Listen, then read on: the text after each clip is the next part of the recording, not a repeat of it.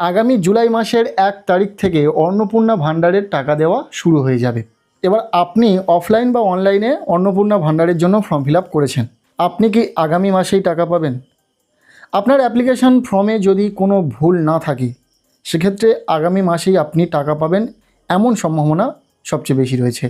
এবার অনেকেই রয়েছেন যারা ফর্ম ফিল আপ করার সময়, বিশেষ করে অনলাইনে ফর্ম ফিল আপ করার সময় বেশ কিছু এমন ভুল করেছেন সেটা সংশোধন করার অপশান বর্তমানে পাচ্ছেন না এবং জানতে চাইছেন সেই ভুলের কারণে কি আপনার অ্যাপ্লিকেশান রিজেক্ট হতে পারে, আপনি কি টাকা না পেতে পারেন। দেখুন, ভুল দু ধরনের হতে পারে, মাইনর মিস্টেক বা মেজর মিস্টেক। অর্থাৎ আপনি ফর্ম ফিল আপের সময় এমন ছোটোখাটো ভুল করেছেন যার জন্য আপনার অ্যাপ্লিকেশান রিজেক্ট হওয়ার সম্ভাবনা থাকে না। তবে আপনি যদি এমন কিছু বড় ভুল করে ফেলেন তার জন্য কিন্তু অ্যাপ্লিকেশান রিজেক্ট হতে পারে।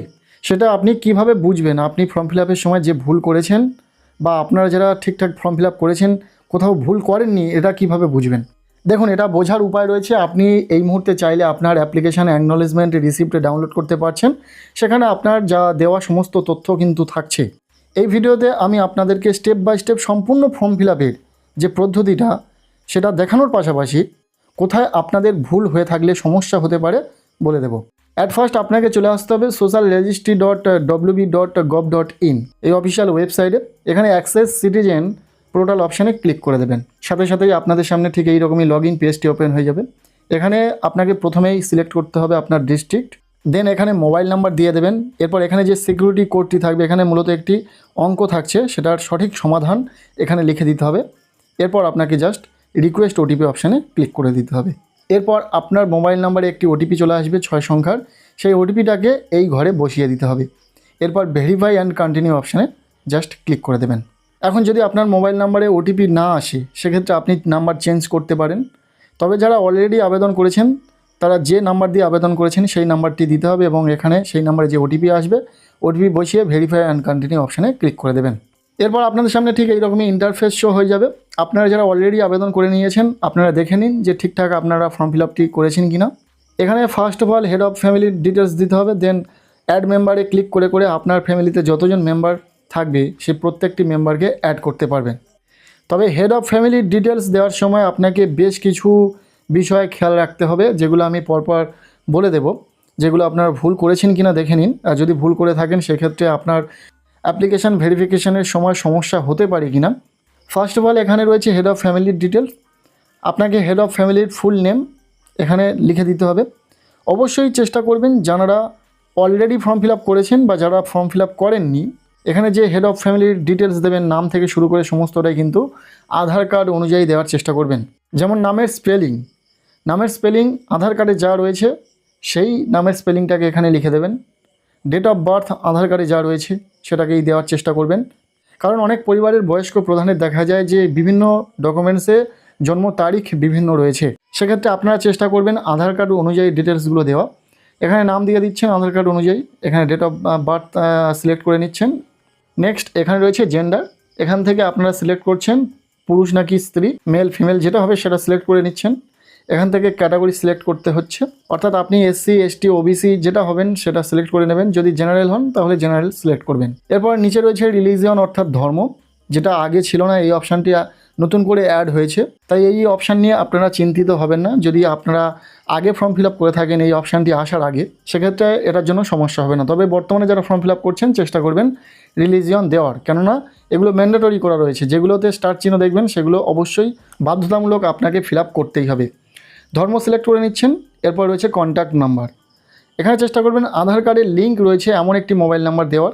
বিশেষ করে যে পরিবারে মহিলা প্রধান, সেক্ষেত্রে মহিলা যেহেতু অন্নপূর্ণা ভাণ্ডারের টাকা পাবেন সেক্ষেত্রে কিন্তু এখানে চেষ্টা করবেন আধার কার্ডের লিঙ্ক রয়েছে এমন একটি মোবাইল নাম্বার দেওয়ার। তবে পরিবারের প্রধান যদি পুরুষ হয় এবং আধার কার্ডের সঙ্গে মোবাইল নাম্বার যদি লিঙ্ক না থাকে সেক্ষেত্রে কোনো সমস্যা হবে না, যে কোনো একটি অ্যাক্টিভ মোবাইল নাম্বার দিয়ে দেবেন। এরপর হেড অফ ফ্যামিলির আন্ডারে কতজন ফ্যামিলি মেম্বার রয়েছে দিয়ে দেবেন এখানে লিখে। এরপর রয়েছে ডিসেবিলিটি স্ট্যাটাস, আপনি যদি প্রতিবন্ধী হন ইয়েস করবেন এবং সার্টিফিকেট নম্বর কত পার্সেন্টেজ ডিসেবিলিটি এবং সেই সার্টিফিকেটটাকে এখানে আপলোড করে দেবেন। আর যদি প্রতিবন্ধী না হন তাহলে নো করবেন। এরপর নিচে রয়েছে আধার নম্বর, এখানে আধার কার্ডটি কার্ড দেবেন, আপনার পরিবারের যিনি প্রধান তার আধার কার্ড দিয়ে দেবেন। প্রথমে নাম্বার দেওয়ার পর আধার কার্ডের স্ক্যান কপিটিকে আপলোড করতে হবে জেপিজি পিএনজি বা পিডিএফ ফরম্যাটে 50 থেকে 200 কেবির মধ্যে। এরপর নিচে চলে আসুন, এখানে রয়েছে অ্যাড্রেস, এখানে পার্মানেন্ট অ্যাড্রেস আপনাকে দিতে হবে। অনেকে জানতে চান যে এই বক্সটিতে কী দিলে ভালো হয়। আপনি যদি গ্রামে বসবাস করেন সেক্ষেত্রে আপনার গ্রামের নাম, পোস্ট অফিসের নাম, পুলিশ স্টেশনের নাম এগুলো দিয়ে দেবেন এবং নিচে রয়েছে ডিস্ট্রিক্ট, এখান থেকে ডিস্ট্রিক্ট সিলেক্ট থাকবে। এখানে এরিয়া টাইপ, আপনি রুরাল নাকি আরবান এরিয়াতে বসবাস করেন। আপনি যদি গ্রামে বসবাস করেন গ্রামাঞ্চলের ক্ষেত্রে রুরাল এবং শহরাঞ্চলের ক্ষেত্রে আরবান হবে, সেটা আপনার ক্ষেত্রে যেটা হবে সিলেক্ট করে নেবেন। আচ্ছা, এরপর রয়েছে পিনকোড। আপনার যে এরিয়া পিনকোড রয়েছে সেই পিনকোডটিকে এখান থেকে সিলেক্ট করে নেবেন, আপনি পেয়ে যাবেন আপনার এরিয়া পিনকোড। অনেক ক্ষেত্রে দেখা যাচ্ছে যে এই পিনকোড ঠিকঠাক আসছে না এরিয়া অনুযায়ী। এক্ষেত্রে বলে রাখি এটা ম্যান্ডেটরি নয়, আপনি দিতে পারেন নাও দিতে পারেন। এখানে পুলিশ স্টেশনের নাম যদি আপনি ঠিকঠাক না পান এখানে ড্রপডাউন সেকশানে, তাহলে না দিলেও সমস্যা নেই, যেহেতু এগুলো ম্যান্ডেটরি নয়।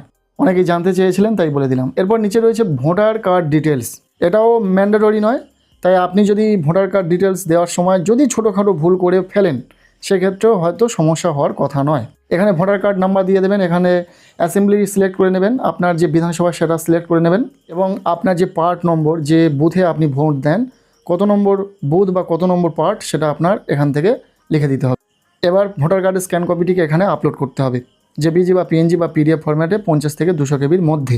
পরিবারের কারোরই ভোটার কার্ড ডিটেলস লাগবে না, শুধুমাত্র পরিবারের প্রধানের ভোটার কার্ডের ডিটেলস লাগবে, তাই আপনি এখানে পরিবারের প্রধানের ভোটার কার্ডের ডিটেলস দেবেন। এগুলি দেওয়ার পর আপনারা বুঝবেন যে বেসিক ইনফরমেশান কমপ্লিট হয়ে গেছে এবং এগুলো সেভ রাখার জন্য সেভ ড্রাফট অপশানে ক্লিক করে দেবেন, এরপর নেক্সট বাটনে ক্লিক করে দেবেন। সেভ ড্রাফট করলে একটাই সুবিধা, যদি কোনো কারণে আপনার অ্যাপ্লিকেশন লগ আউট হয়ে যায় আপনার এগুলো কিন্তু ডাটাগুলো সেভ থাকবে। নেক্সট পেজে এখানে জানতে চাওয়া হচ্ছে আপনার কি ডিজিটাল রেশন কার্ড রয়েছে, যদি ইয়েস করেন তাহলে কোন টাইপের রেশন কার্ড রয়েছে সেটা এখান থেকে সিলেক্ট করতে হবে। রেশন কার্ডের সবকটি টাইপ পেয়ে যাবেন এবং এখানে রেশন কার্ডের নাম্বারটিকে লিখে দেবেন। কার রেশন কার্ডের ডিটেলস দিচ্ছেন এখানে পরিবারের প্রধানের, এটা কিন্তু ম্যান্ডেটরি রাখা হয়েছে, তাই এখানে ভুল করলে সমস্যা হলেও হতে পারে। এরপর জাস্ট নেক্সট বাটনে ক্লিক করে দেবেন, পরবর্তী পেজটি ওপেন হয়ে যাবে। এখানে জানতে চাওয়া হচ্ছে হাউস বা ল্যান্ড। আপনার যদি 3টি পাকা রুমের বাড়ি থাকে তাহলে এখানে ইয়েস করবেন, অন্যথায় নো করবেন। এটা ম্যান্ডেটরি নয়, তবে এটা ম্যান্ডেটরি।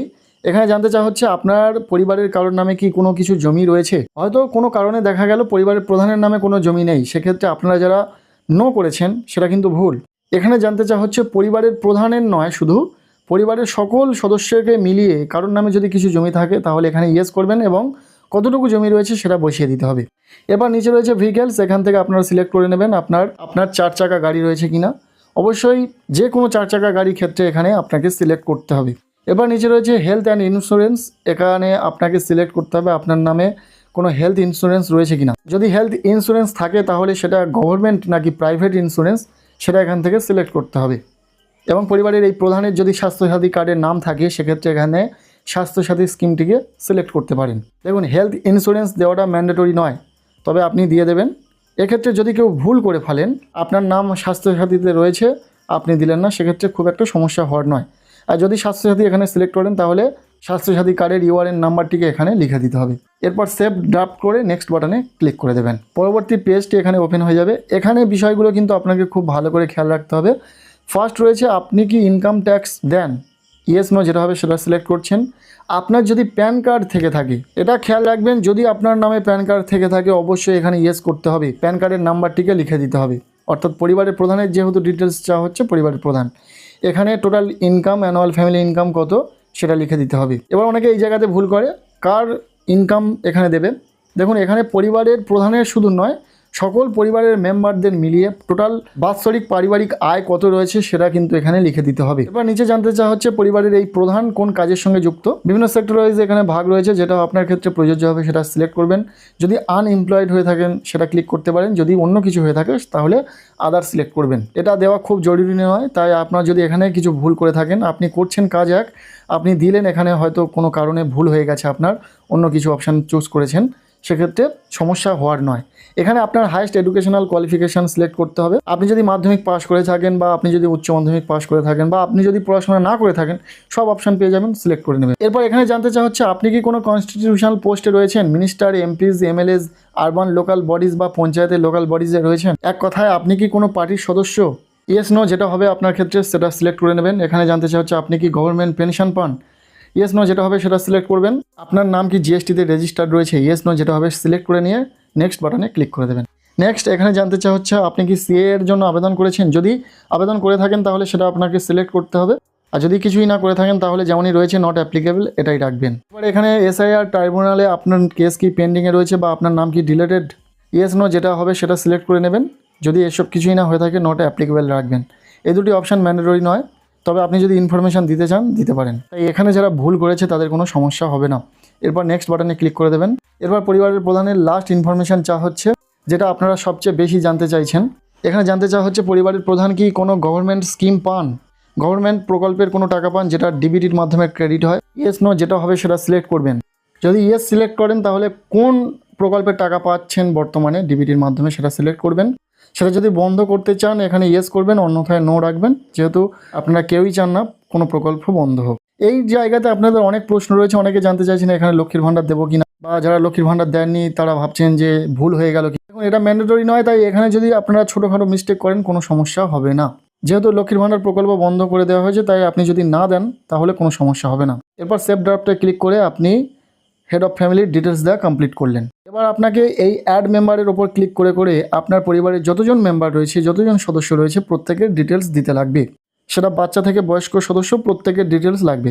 এবার এমন একজনকে আমি অ্যাড করব এখানে, যিনি কিনা অন্নপূর্ণা ভাণ্ডার পাবেন, অর্থাৎ একজন মহিলার ডিটেলস অ্যাড করব। এখানে আমাকে অ্যাড মেম্বারের ওপর ক্লিক করে এখানে মেম্বার টাইপটিকে সিলেক্ট করতে হবে, অ্যাডাল্ট নাকি চাইল্ড। যদি মেম্বারটি 18 বছরের ঊর্ধ্বে হয় তাহলে অ্যাডাল্ট, এবং যদি 18 বছরের নিচে হয় তাহলে চাইল্ডে সিলেক্ট করতে হবে।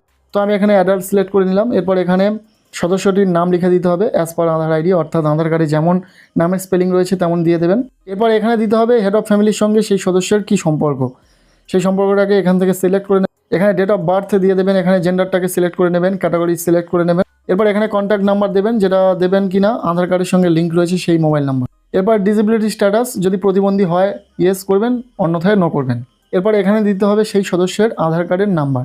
সঠিকভাবে আধার কার্ডের নাম্বারটিকে দেওয়ার পর সেই আধার কার্ডটিকে স্ক্যান কপি আপলোড করতে হবে। ক্লিক করে আপলোড করে দেবেন এবং ভিউ অপশানে ক্লিক করে একবার দেখে নেবেন যে ঠিকঠাক আপলোড করেছেন কিনা। জেপিজি, জেপিইজি, পিএনজি বা পিডিএফ ফরম্যাটে 50 থেকে 200 কেবির মধ্যে ফরম্যাটটি থাকবে। নিচে রয়েছে ভোটার কার্ড ডিটেলস, এখানে আপনার সেই পরিবারের সদস্যটির এপিক নম্বর বা ভোটার কার্ডের নাম্বারটিকে লিখে দেবেন। অ্যাসেম্বলি কনস্টিটিউয়েন্সি, এখানে সেটা সিলেক্ট করবেন বিধানসভার নাম। এরপর এখানে পার্ট নম্বর বসিয়ে ভোটার কার্ডের স্ক্যান কপিটিকে আপলোড করে দিতে হবে। যদি অ্যাসেম্বলি বা পার্ট নম্বর আপনারা না দেন সেক্ষেত্রেও কোনো সমস্যা হবে না। এরপর নেক্সট বাটনে ক্লিক করার সাথে সাথে আপনাদের সামনে এখানে এইরকম ইন্টারফেস শো করছে হেলথ অ্যান্ড ইন্স্যুরেন্স। যে সদস্যের ডিটেলস দিচ্ছেন সেই সদস্যের যদি ইন্স্যুরেন্স থেকে থাকে হেলথ ইন্স্যুরেন্স, তাহলে এখানে ইয়েস করতে হবে। কোন টাইপের হেলথ ইন্স্যুরেন্স, গভর্নমেন্ট নাকি প্রাইভেট, সেটা সিলেক্ট করবেন। এখানে যদি আপনারা গভর্নমেন্ট সিলেক্ট করেন তাহলে গভর্নমেন্টের আন্ডারে যে হেলথ ইন্স্যুরেন্সগুলো রয়েছে সেগুলো দেখতে পাবেন। এবং যদি স্বাস্থ্যসাথীতে নাম থাকে তাহলে স্বাস্থ্যসাথী সিলেক্ট করলে এখানে স্বাস্থ্যসাথী কার্ডের যে নাম্বার, ইউআরএন নাম্বার, সেটা এখানে লিখে দিতে হবে। যারা এই ডিটেলসে কোনো ভুল করেছেন সেক্ষেত্রে কোনো সমস্যা হবে না। এরপর নেক্সট বাটনে ক্লিক করে পরবর্তী পেজে চলে আসুন। এখানে জানতে চাওয়া হচ্ছে আপনি কি ইনকাম ট্যাক্স পে করেন, ইয়েস নো যেটা হবে সিলেক্ট করে দেবেন।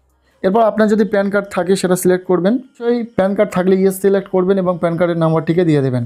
এরপর রয়েছে সেই সদস্যটি কোন কাজের সঙ্গে যুক্ত, তার পেশা কি, সেটা এখান থেকে সিলেক্ট করতে হবে। যদি এগুলির মধ্যে কোনোটি না ঠিকঠাক হয় তাহলে আপনারা আদার সিলেক্ট করবেন, সমস্যা হবে না। এখানে যদি আপনারা কোনো ভুল করে থাকেন বা যেমনটা বললাম যে আপনি যদি অন্য কাজের সঙ্গে যুক্ত থাকেন এবং এখানে অন্য কাজ সিলেক্ট করেছেন সেক্ষেত্রে সমস্যা হবে না। এরপর এখানে রয়েছে হাইস্ট এডুকেশনাল কোয়ালিফিকেশন, অর্থাৎ সর্বোচ্চ শিক্ষাগত যোগ্যতা এখান থেকে সিলেক্ট করতে হবে।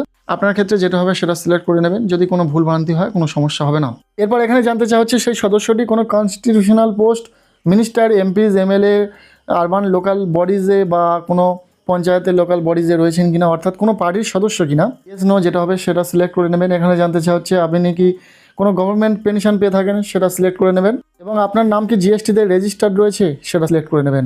কোনো কারণে যদি আপনি এখানে ভুল ডিটেলস পুট করে থাকেন কোনো সমস্যা হওয়ার কথা নয়। এরপর নেক্সট বাটনে ক্লিক করে দিন। এখানে জানতে চাওয়া হচ্ছে সিএ এর জন্য সেই ব্যক্তিটি কি আবেদন করেছেন, না করে থাকেন তাহলে কিন্তু এখানে যেমন রয়েছে তেমনই রাখবেন, নট অ্যাপ্লিকেবল। নিচে রয়েছে আপনার নাম কি এসআইআর এ ডিলেটেড বা কেস পেন্ডিংয়ে রয়েছে, যদি এসব কিছুই না হয়ে থাকে নট অ্যাপ্লিকেবল রাখবেন।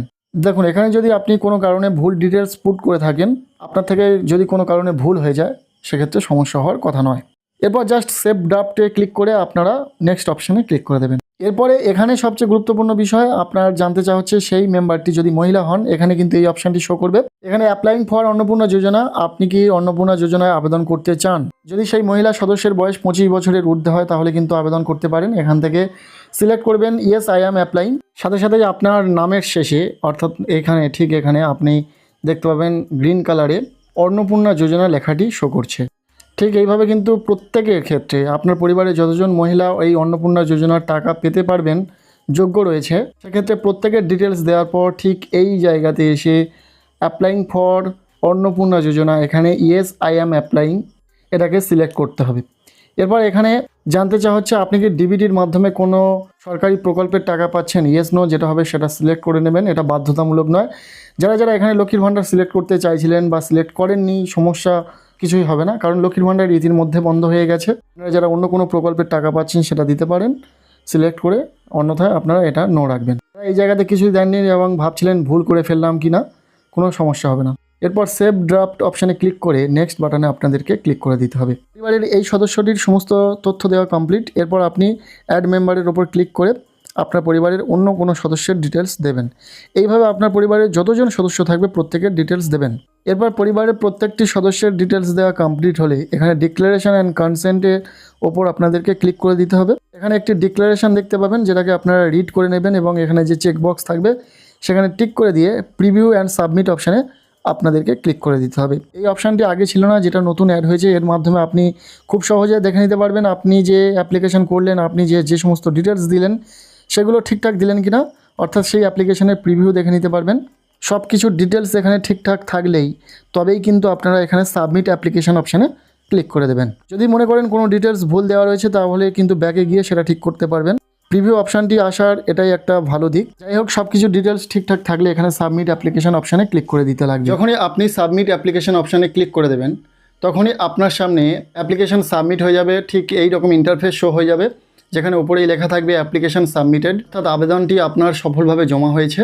এখানে দেখতে পাবেন লেখা রয়েছে family level data collection form. আপনি একটি টেম্পোরারি অ্যাপ্লিকেশন আইডি পেয়ে যাবেন এখান থেকে, যেটাকে আপনি কপি করে রাখতে পারেন। এখানে শুধুমাত্র আগে ডান অপশানটি ছিল, এখন আরও একটি নতুন অপশান অ্যাড হয়েছে, সেটা হচ্ছে ডাউনলোড ফর্ম।